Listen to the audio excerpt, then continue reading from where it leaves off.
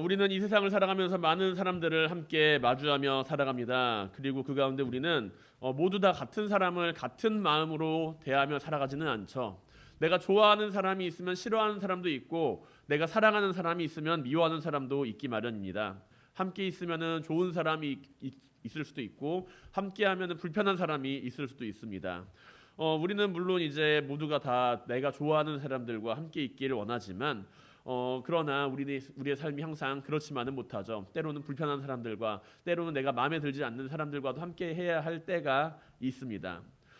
그런데 그 가운데 우리는 항상 말씀을 생각합니다. 원수로 갚지 말고 원수를 사랑하라고요. 원수를 사랑하라고 이야기를 하는 가운데 우리는 원수를 사랑하는 것보다 내가 원수를 사랑할 수 있을까를 먼저 생각을 하게 되죠. 원수를 일반적으로 우리는 생각할 때 원수를 갚으면 행복하다고 생각을 합니다. 나에게 있는 원수를 갚고 그 사람이 나에게 저지른 잘못에 대해서 보응을 받게 되면 행복하다라고 생각을 하게 된다는 것이죠. 일반적인 생각입니다. 그 사람이 당하는 고난, 나를 괴롭히던 그 사람이 마주하는 그 고난이 강하면 강할수록, 나를 괴롭히는 그 순간이 컸을 때 그 사람이 가지게 되는 고난이 강하면 강할수록 우리는 그게 너가 가진 업보다라고 생각을 한다는 것입니다. 깨소금이라고 생각을 하죠. 우리는 인과응보라는 말을 좋아합니다. 권선징악이라는 말을 좋아합니다. 착한 사람은 복을 받고 악한 사람은 벌을 받는다는 것에 대해서 모두가 공감을 하며 교훈적인 메시지로 받아들입니다. 그러나 우리가 이러한 교훈에 공감하는 것과는 별개로 내가 착한 사람인지, 당신은 착한 사람입니까? 라고 묻게 된다면 그 대답에 대해서는 망설이게 된다는 것이죠. 당신은 착한 사람입니까? 당신은 선한 사람입니까? 당신은 벌받지 않고 언제나 복을 받는 사람입니까? 라고 묻는다면은 우리는 그 말에 대해서는 자신 있게 대답하지 못한다는 것입니다. 나는 분명히 권선징악, 인과응보 그런 말에는 동의를 하지만서도 말이죠. 그렇기 때문에 내가 살면서 친구와 싸운 적도 있고, 부모님의 말씀을 안 들었던 적도 있고, 남들이 하지 말라는 일을 했던 적도 있고, 법과 규칙을 어긴 적도 분명히 있기 때문에, 그렇기 때문에 우리는 착한 사람은 복을 받고 나쁜 사람은 벌을 받아야 한다라는 그 말에 대해서는 동의를 하지만, 그러나 내가 완벽하게 착하지 못하기 때문에, 완벽하게 착한 사람, 선한 사람으로 살아가지는 못하기 때문에 그 이야기에 동의는 하지만 그 일이 나에게는 벌어지지 않았으면 좋겠다라고 생각을 합니다. 그러나 그와 한편으로는 나는 착하게 살지는 못해도 나보다 더 나쁜 사람들이 분명히 존재하는데 그 나쁜 사람들이 승승장구하는 세상을 만들고 싶지는 않다라고 생각하게 된다는 것이죠. 속으로 우리는 선에 대한 자화상의 모습을 그리고 살아갑니다. 우리는 내 자신이 바라고 원하는 선에 대한 자화상을 그리고 살아가는데, 그러나 때로는 현실의 벽과 그 앞에 무너져 내리며 때로는 악에 대하여 타협하는 모습, 선에 대한 모습이 아니라 악한 모습으로 살아가는 것에 대해서 그 슬픔을 마주하며 살아간다는 것이죠. 일제강점기 시대의 시인인 윤동주는 그의 작품인 서시를 통하여서 그 당시의 지식인으로서도 마주하는 고뇌와 슬픔을 우리 가운데 표현하고 있기도 합니다. 죽는 날까지 하늘을 우러러 한 점 부끄러움이 없기를 입새에 이는 바람에도 나는 괴로워했다. 별을 노래하는 마음으로 모든 죽어가는 것을 사랑해야지. 그리고 나에게 주어진 길을 걸어가야겠다. 오늘 밤에도 별이 바람에 스치운다. 라고요. 아마 대부분의 사람들은 원수를 사랑하라는 말씀 앞에서 원수를 사랑하기보다 그 원수에게서 멀어지는 것을 생각하거나 원수가 당하는 고난을 마주하는 것을 바라보게 될 것입니다. 원수를 사랑하라는 그 말씀 앞에서 그동안 내가 경험했던 그 불합리와 고난의 모습이 떠오를지도 모릅니다. 알고는 있지만 행동하지 못하는 것, 그것은 원수가 된 이를 사랑함으로써 자신이 감내하고 희생해야 할 모습이 보이기 때문입니다. 그 모습은 분명 행복한 모습은 아니겠죠. 나는 불행하고 힘들게 살아가는데 저 원수를 용서하라고 한다니 그게 어째서 행복한 모습이 될 수가 있을까요? 그 모습이 행복하다라고 여기면은 오히려 주변 사람들과 내 자신에 대하여 답답하다고 여겨진다라고 생각할 수 있습니다. 그러나 오늘 주님께서는 긍휼히 여기는 자는 행복하다라고 말씀하십니다. 긍휼히 여기는 자는 행복하다. 그들이 긍휼히 여김을 받을 것이다 라는 말씀이죠. 우리가 긍휼함에 대하여 알기 위해서는 하나님의 그 긍휼하심에 대해서 알아야 합니다.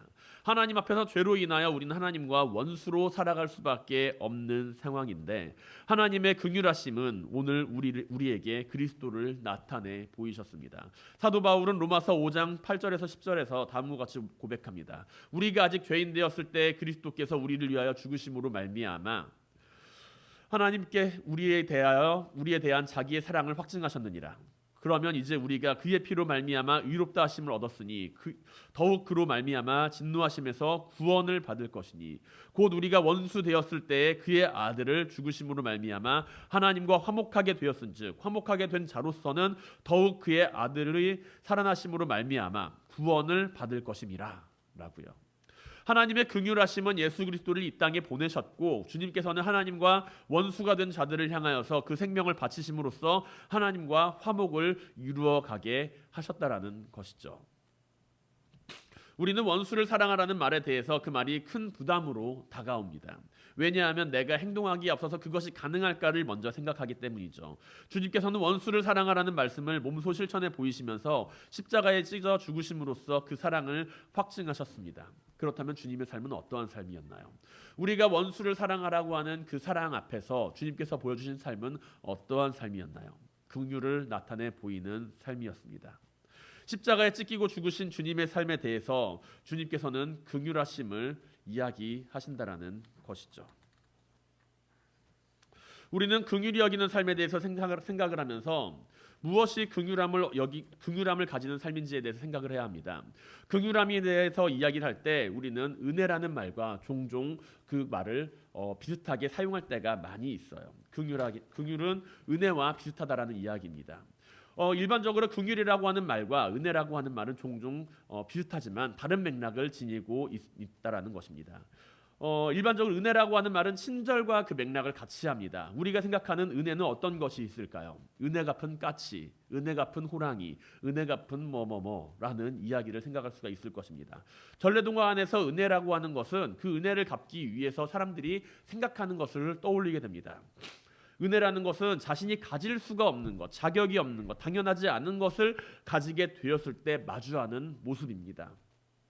어버이의 은혜라는 노래 가사 안에서 우리는 부모님의 은혜에 대해서 그 가사 안에 담긴 내용을 발견할 수가 있습니다.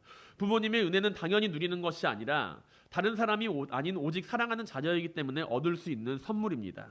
전래동화 안에서 까치는 자신의 생명을 살려준 선비를 위해 선비가 죽을 위기에 처하자 그 몸을 바쳐서 종을 치는 것으로 은혜를 갚았다고 이야기를 합니다. 구렁이가 까치를 잡아먹는 것, 그것은 자연의 섭리입니다. 당연한 이야기입니다. 어쩌면 구렁이는 자신이 자연의 섭리에 따라 살아가다가 억울하게 선비에 의해서 죽게 된 상황이라는 것이죠. 그렇기 때문에 오히려 이 이야기 안에서 구렁이는 억울한 역할을 감당하고 있을지도 모릅니다. 까치는 오히려 자신이 죽을 수밖에 없는 처지 앞에서 선비가 보여준 자비에 선비가 보여준 그 친절에 의해서 구원함을 얻게 되었다라는 것이죠. 은혜를 입었다라는 것입니다. 은혜와 비슷한 의미인 긍휼은 그 맥락이 조금은 다릅니다. 긍휼이라고 하는 한자는 각각 긍휼히 여길 긍, 구휼할 흥, 불쌍히 여길 긍에 구휼할 휴를 사용합니다. 여기서 구휼이라고 하는 것은 사회적이나 국가적인 차원에서 재난을 당한 사람이나 빈민에게 금품을 주어서 구제한다라는 의미의 명사입니다. 불쌍히 여겨 구제한다라는 것이 긍휼히 여기는 한자어의 의미라고 하는 것이죠. 긍휼히 여긴다는 뜻을 가지고 있는 헬라어 엘라에모는 구약 히브리어 라함과 헤세드에 대응합니다. 라함은 상대방의 처지를 깊이 통감하고 깊이 공감하는 것을 이야기합니다.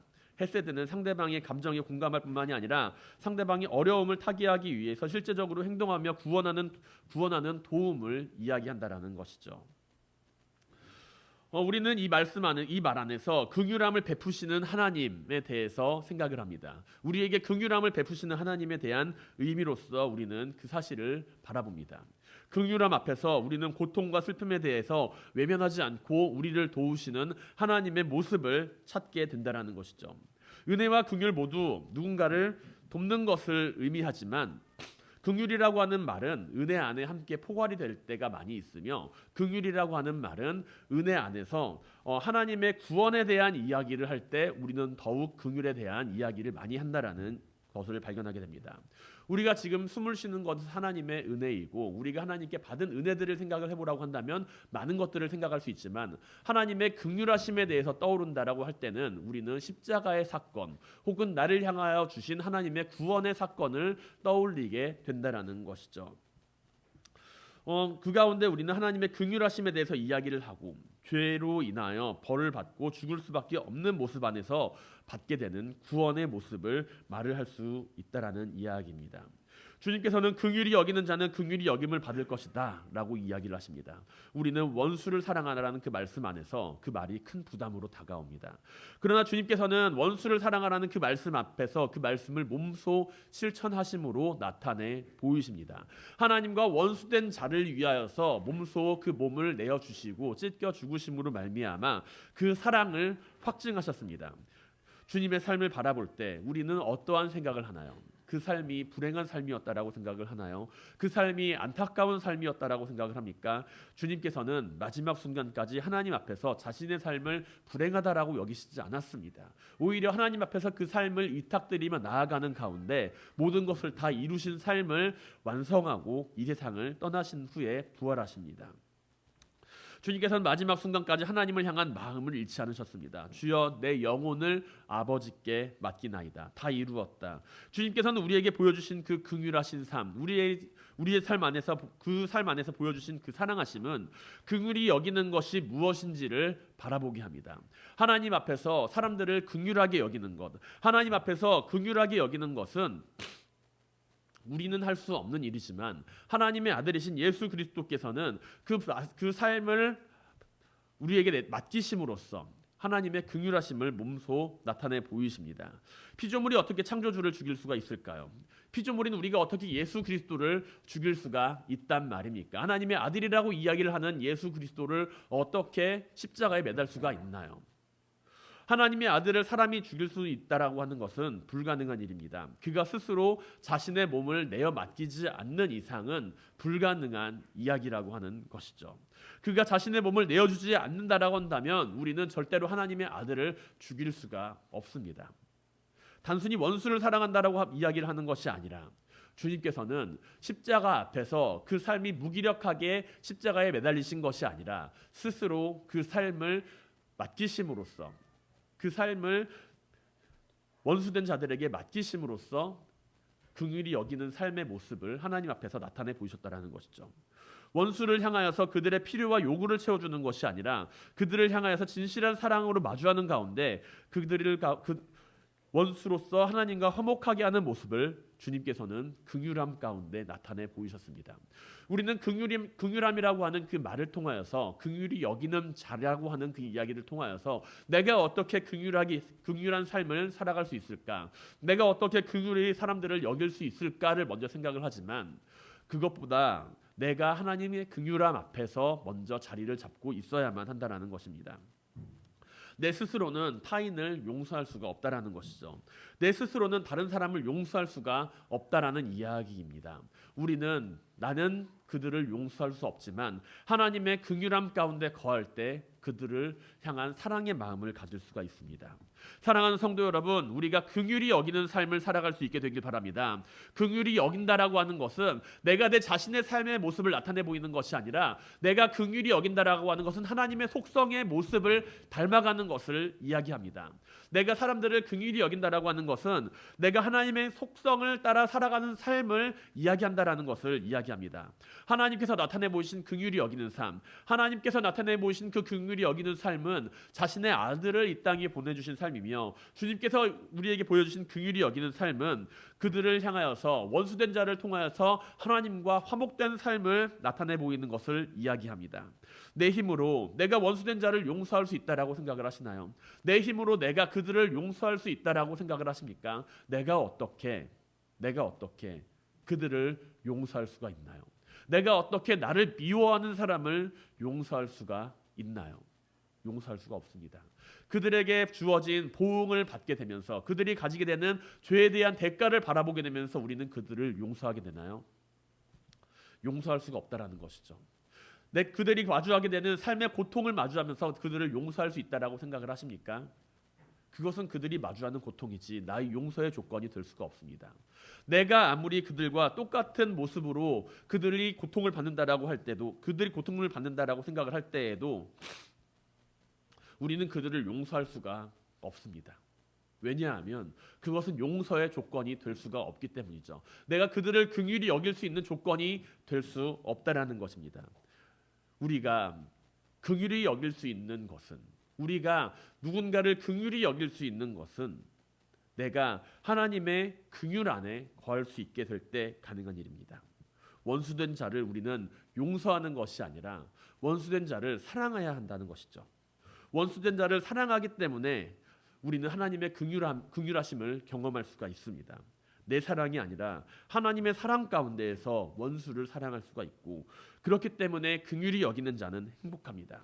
그가 원수와 싸우고 원수를 용서할 수 있기 때문에 행복한 것이 아니라 그를 하나님의 긍휼하심 안에서 사랑할 수 있게 되었기 때문에 행복해질 수 있다는 것입니다. 언제나 우리의 삶이 하나님의 긍휼하심 안에서 행복을 누리며 살아갈 수 있게 되길 바랍니다. 긍휼히 여기는 삶 안에서 내가 나와 원수된 일을 용서하는 것이 아니라 하나님의 긍휼하심을 통하여서 그들을 사랑하게 되기를 주님의 이름으로 간절히 축원드립니다. 긍휼히 여기는 자는 긍휼히 여김을 받게 될 것이다 라는 주님의 말씀 앞에서 우리는 내가 누구를 긍휼히 여길지를 고민하게 됩니다. 그러나 주님의 말씀 앞에서 우리는 보복의 원리가 아닌 사랑의 원리를 발견하게 됩니다. 사람들은 눈에는 눈, 이에는 이라고 하는 보복의 원리를 떠올리죠. 피해를 입었으면 그에 대한 정당한 대가를 치러야 한다라고 생각을 합니다. 그것은 당연하다라고 생각을 합니다. 피는 피로 갚고 상처는 상처로 갚기를 원한다는 것이 오늘날 우리가 가지고 있는 일반적인 상식입니다. 그리고 이것은 단지 오늘 우리에게만 나타나는 모습이 아닙니다. 1901년에 발견된 가장 오래된 성문법으로 알려져 있는 바벨론 함무라비 법전. 그 법전에서는 기원전 755년경이 기록되어진 것으로 나타나는 성문법이 기록되어 있는데, 이 비석에는 오늘날 우리가 동일하게 생각하는 동해보복의 원칙이 그대로 기술되어 있다는 것입니다. 우리가 생각하고 있는 눈에는 눈, 이에는 이라고 하는 그 원칙이 이미 기원전 1755년의 사람들에게도 동일하게 나타나 있다는 것이죠. 이것은 무엇을 뜻하는 것인가요? 인류가 살아온 역사 안에서, 인류가 살아온 그 역사 안에서 내가 당한 대로 보응을 한다라는 것은 너무나도 지극히 당연한 이야기라는 것입니다. 그러나 주님께서는 긍휼히 여기는 것에 대해서 그와 동일하게 긍휼히 여김을 받게 될 것을 말씀하십니다. 우리는 많은 경우에 복수는 복수로 갚는 것에는 익숙하지만 사랑에 대하여 사랑으로 다가가는 것은 망설일 때가 많이 있습니다. 왜 그런가요? 우리는 원수에 대해서 원수로 갚는 것은 익숙하지만 사랑하는 것에 대해서는 사랑으로 갚으라고 하는 것에 대해서는 망설인다라는 것입니다. 주님께서는 이러한 우리의 삶의 모습을 향하여서 동일한 이야기를 말씀하시죠. 긍휼히 여기는 자는 긍휼히 여김을 받게 될 것이다라고요. 주님께서는 우리에게 끝없는 사랑과 용서를 요구하십니다. 베드로는 주님께 질문합니다. 우리에게 죄를 범한 자를 과연 몇 번이나 용서해야 합니까? 주님, 우리에게 죄를 범한 자를 과연 몇 번이나 용서해야 합니까? 주님께서는 베드로에게 말씀하시죠. 7번을 70번까지 용서하라고요. 790번, 77은 49, 790번을 용서하라고 그렇게 말씀하시는 것인가요? 아니라는 것입니다. 끝없이 용서라는 것입니다. 우리가 긍휼히 여김을 받기 위해서는 우리가 먼저 긍휼히 여기는 삶을 살아가야 한다라는 것을 이야기하신다라는 것이죠. 주님께서는 이 땅에 오셔서 가장 긍휼하게 여기는 삶을 우리 가운데 나타내 보이셨습니다. 주님께서는 이 땅 위에 오셔서 원수된 자들로 말미암아 그들을 하나님과 화목하게 하는 그 역할을 감당하기 위하여서 긍휼하게 여기는 삶이 무엇인지를 나타내 보이셨습니다. 십자가에서 나타내 보이신 그 사랑의 모습 안에서 우리는 주님의 긍휼하심을 발견합니다. 상대방을 긍휼히 여기는 사랑 가운데 그리고 우리가 행복한 이유는 그 사랑이 그 사람을 채우는 것이 아니라 나를 채워주기 때문이죠. 우리가 하나님의 긍휼하심 안에서 긍휼함을 나타내 보일 때 하나님의 사랑이 우리를 조명하고 채워줍니다.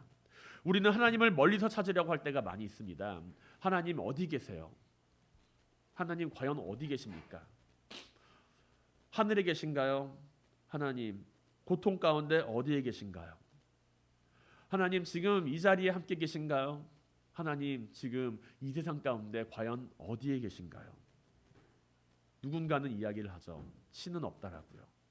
그러나 우리는 알고 있습니다. 하나님은 우리와 함께 하신다라는 사실을요. 우리가 하나님을 찾을 때, 우리가 하나님을 만나고자 할 때, 간절히 하나님을 원하는 삶을 살아갈 때 하나님께서는 멀리 계시지 않다라는 것을 우리는 이야기를 합니다. 하나님은 어디 계십니까? 우리가 하나님의 긍휼하심 안에서 사랑의 삶을 나타내 보이는 그 자리 안에서 하나님은 함께 하십니다. 톨스토이의 단편 가운데 사랑이 있는 곳에 신도 있다라고 하는 소설을 기억하시는 분들이 계실 수도 있습니다. 구두수 성공 마틴의 이야기로 더욱 유명한 이야기라고 할 수 있죠. 주인공인 마틴은 하나님이 계시는 곳, 하나님이 과연 살아계신가라는 것에 대해서 질문을 합니다. 그는 너무나도 큰 고통과 절망 가운데 살아가고 있었기 때문입니다. 사랑하는 아내와 아들을 잃고서 하나님을 원망하며 절망의 늪으로 빠져 살아갑니다. 그러한 그에게 하나님이 찾아오시겠다라고 말씀을 하시고 하나님은 여러 모습으로 마틴을 찾아오십니다. 늙은 병사의 모습으로, 가난하기를 아는 여자로서, 할머니와 사내아이로 각각 나타나십니다. 주님께서는 마태복음 25장 40절에서 비유를 들어 다음과 같이 말씀하십니다. 임금이 대답하여 이르되 내가 진실로 너희에게 이르노니 너희가 여기 내 형제 중에 지극히 작은 자 하나에게 한 것이 곧 내게 한 것이니라 하셨다라고요. 우리는 과연 하나님을 어디에 찾고 있나요? 우리는 과연 하나님의 긍휼하심을 어디에서 발견을 하고자 하나요? 우리는 과연 내가 이웃을 긍휼히 여기는 그 마음을 무엇 가운데 찾고자 하나요? 우리가 하나님께 긍휼함을 받은 사람으로서, 하나님께 구원함을 받은 사람으로서 그들에게 긍휼히 여기는 마음을 가지고 그들을 사랑하는 가운데 우리는 하나님의 긍휼함을 함께 마주하게 될 것입니다. 우리가 찾는 하나님은 멀리 계시지 않습니다. 우리가 바라보는 하나님은 멀리 계시지 않습니다. 우리가 긍휼한 마음을 가지고 사랑을 베풀며 살아가는 그 자리에서 함께하고 계십니다. 하나님을 사랑하는 사람, 그 사람은 곧 이웃을 사랑하는 사람이라는 것이죠. 주님께서는 가장 큰 두 가지의 계명을 말씀하십니다. 하나님을 사랑하고 내 이웃을 사랑하라고요. 내 이웃을 사랑하라는 그 말씀 안에서 우리는 또 다른 이야기를 발견하게 됩니다. 하나님께서 이 세상을 창조하실 때 사람을 하나님의 형상으로 말미암아 창조하셨다라는 것. 우리는 이웃의 삶의 모습 안에서 하나님의 형상을 발견하고 하나님께서 그들을 사랑하고 계시다라는 것을 또한 함께 마주할 수 있기 때문에 하나님을 사랑하는 자는 곧 이웃을 사랑할 수 있다라는 것이죠. 그 사랑 안에서 이웃을 긍휼히 여기고 살아가는 하나님의 긍휼하심을 함께 발견할 수가 있습니다. 우리가 언제나 하나님을 사랑하고 이웃을 사랑하는 가운데 하나님의 긍휼하심을 발견하고 긍휼히 여기며 긍휼히 여김을 받는 삶을 살아가게 되기를 주님의 이름으로 간절히 축원드립니다. 사랑하는 성도 여러분, 우리의 삶이 긍휼히 여기는 삶으로서 긍휼히 여김을 받는 삶으로 살아가게 되는 행복을 누리시길 바랍니다. 오늘 우리는 행복한 사람입니다. 불행한 사람이 아닙니다.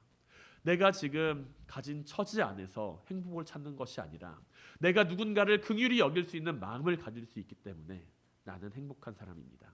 내가 내 가진 것으로 내 자신을 채우기 때문에 행복한 사람이 아니라 하나님의 긍휼하심 가운데 내 자신이 긍휼히 여김을 받고 채워질 수 있기 때문에 행복한 사람입니다.